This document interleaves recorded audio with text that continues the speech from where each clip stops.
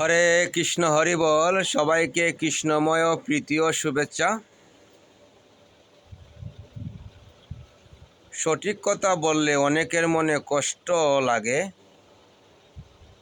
তাও কিছু করার নেই, সঠিক কথা বলতে হয়।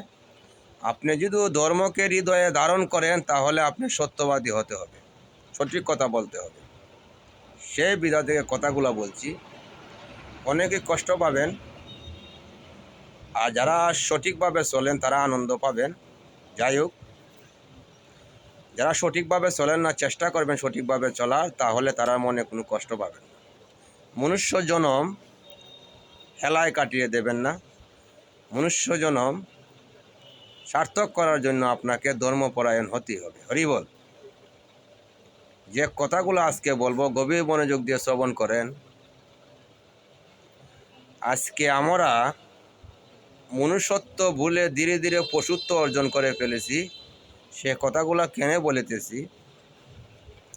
স্বয়ং চৈতন্য মহাপ্রভু ধরাধামে এসেছেন কলিহত জীবরে উদ্ধার করার জন্য, কৃষ্ণ প্রেম দিয়ে তিতাব জ্বালা থেকে রক্ষা করার জন্য কীর্তন প্রচার করে গিয়েছেন। হরে কৃষ্ণ মহামন্ত্র কীর্তন প্রচার করে গুলোকেরই প্রেমদন হরিনাম সংকীর্তন দিয়ে কলিহত জীবরে উদ্ধার করার জন্য এসেছেন। আর সেটাকে আজকে আমরা পুঁজি করে ব্যবসায় পরিণত করে ফেলেছি। সেটাকে আমরা ব্যবসায় পরিণত করে ফেলেছি। তাদের উদ্দেশ্য করে বলি, আপনার টাকার এত প্রয়োজন যদি মনে করেন, যে জগতে তো অনেক ব্যবসা আছে, করতে পারেন। আপনাকে কীর্তন দিয়ে কেন ব্যবসা করতে হবে? অন্য ব্যবসা করে কি আপনার সংসার চালানো, আপনার পেট চালানোর সামর্থ্য নেই? এই জড়জগতে যে হাজার হাজার লক্ষ লক্ষ মানুষ আছে, তারা যারা কীর্তনকে ব্যবসা করে না, ব্যবসা পুঁজি করে না, কীর্তনকে যারা ব্যবসা মনে করে না, অন্য ব্যবসা করে কি তাদের সংসার চলে না? চলে। আজকে দেখা যাচ্ছে আচরণশীল একদম নয় কীর্তনীয় পাঠক মহোদয়।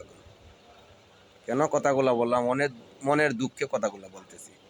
যে চৈতন্য মহাপ্রভুর আদর্শ আমরা পালন করব, আদর্শিত হব, সেই আদর্শিত না হয়ে আজকে আমরা অনেক কীর্তনীয় মহোদয়, অনেক পাঠক মহোদয় আমি দেখছি এখন পর্যন্ত আচরণশীল হবে দূরের কথা, এখন পর্যন্ত লঙ্গির মায়ে ছাড়তে পারছে না, এখনও লঙ্গি পরে। এটা কি চৈতন্য মহাপ্রভুর শিক্ষা লঙ্গি পরা? এটা কি সনাতন ধর্মের শিক্ষা লঙ্গি পরা? সনাতন ধর্মের দেখান তো মহাপুরুষরা কে লঙ্গি পরেছে? আর সেসব কীর্তনীয়, সেসব পাঠক থেকে আমরা শ্রবণ করার জন্য তাদেরকে হাজার হাজার টাকা দিয়ে নিয়ে আসছি। শুনে বাহ বাহ কত আততালি দিচ্ছি। আচরণশীল নয়, তাদের কাছে আমরা কি শিক্ষা করব? যে গৃহের মা বাবা ধার্মিক হয় না, যে গৃহকর্তা ধার্মিক হয় না, সে গৃহের সন্তানাদি কীভাবে ধার্মিক হবে? যে কীর্তন পরিচালনা করবে, যে কীর্তন প্রচার করবে, যে পাঠ শোনাবে, সে ব্যক্তি যদি ধর্মপরায়ণ না হয়, তাহলে তাকে দিয়ে জগতের কি কল্যাণ বয়ে আসবে? সেই কথাটাও চৈতন্য মহাপ্রভু শিক্ষা দেওয়ার জন্য বলেছেন, নিজে আচরীয় ধর্ম অপরের শিখাও, নিজে না আচরীয় ধর্ম অপরের শিখানো না যাও। আমি জানি আমার কথাগুলো শুনে অনেকের কষ্ট লাগে, অনেকে আমাকে গালাগালি করেন, কিন্তু আমি সত্য কথা বলবো, সত্য কথা বলতে ভয় পাই না। এই জগৎ থেকে তো একদিন এমনিই চলে যাব, মৃত্যুবরণ করতে হবে, এটা মর্ত দাম। যতদিন জড়জগতে বেঁচে আছি সঠিক কথা বলে যাব, আর ধর্মের পথে চলতে গিয়ে যদি মৃত্যুবরণ হয় তাও আমার জন্য শ্রেয়, এটা আমি ভয় পাই না। এটা আমার চৈতন্য মহাপ্রভুর শিক্ষা। ধর্মের পথে চলো, ধর্মকে হৃদয়ে ধারণ করো। তাদের উদ্দেশ্য করে বলি, সবাইকে বিনীত অনুরোধ করে বলি, বাবারা, ভাইয়েরা, বোনেরা, মায়েরা, আপনার ধর্ম আচরণশীল হন। জগতে হরিনাম প্রচার করবেন, নিজে আচরণ করেন। আচরণ না করে যদি আপনি ধর্ম প্রচারণ করেন, তাহলে আপনাকে কথা শুনতেই হবে। তাই বেশি কথা আর বলবো না। আশা করি সকলেই বুঝতে পারতেছেন। জগতে যদি আপনি সাধুসঙ্গ না করেন, শুদ্ধ ভক্ত সঙ্গ না করেন, তাহলে সারা জীবনও পরিবর্তন হতে পারবেন না। এটাই বাস্তব। সারা জীবন কীর্তন শুনে, সারা জীবন পাঠ শুনে একজন ভক্ত হাজার হাজার ভক্তের মধ্যে পরিবর্তন হয় না। শত শত বছর চলে যাচ্ছে, একটা পাড়ার মধ্যে 10 জন ভক্ত খুঁজে পাওয়া যায় না। কেন? আচরণশীলের কাছে তুমি আচরণ শিখেন।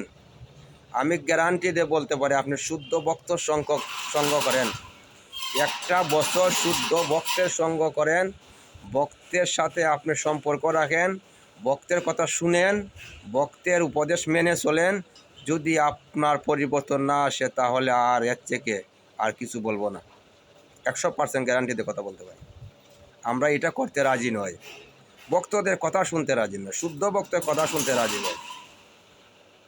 কারণ আমরা যেরকম সেই রকমই আছি।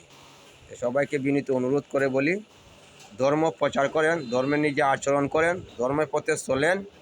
আমার সবচেয়ে বাংলাদেশের মাঝে পাঠ যদি আমি শুনি, আপনাদেরকেও বলি, যদি শুনতে চান তাহলে শ্রদ্ধেয় গুরু আছেন, গুরু মহারাজ যারা আছেন, দেখেন গোপীনাথ ব্রহ্মচারী সত্য কথা বলেন, বাস্তব কথা বলেন।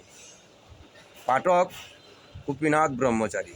আরও আছেন অনেক পাঠকই আছেন, সবার নাম তো বলা সম্ভব নয়, জানিও না সবার নাম, দেখি আমি মাঝে মধ্যে তাদের আলোচনা শুনি। আর আছেন পাঠক জিতেন্দ্রীয় দাস, বাস্তব কথা তুলে ধরেন, বাস্তব কথা বলেন। আর আছে বিমঙ্গল দাস মহারাজ, তাদের আলোচনা আপনি শুনবেন যদি শুনতেই হয়। আমরা যা দেখি তাই শিখি।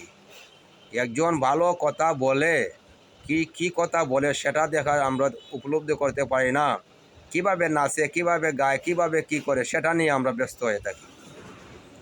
বাস্তব একটা কথা আছে না, যে আমরা যেরমই ছিলাম তেরমই রয়েছি, আমাদের পরিবর্তন আসে না। কারণ আমরা ওইগুলা শুদ্ধ ভক্তের কাছ থেকে কথাগুলো শ্রবণ করি না, আর সেগুলোকে উপলব্ধি করি না, কারণেই আমাদের ব্যর্থতা।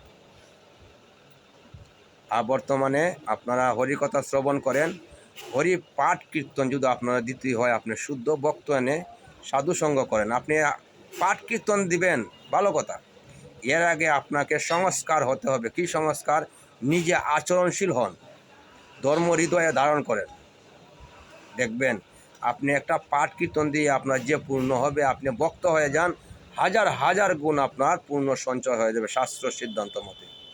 সবাইকে বিনীত অনুরোধ করে বলি, জয় নিতাই, জয় গৌ, জয় রাধে শ্যাম, হরি বল।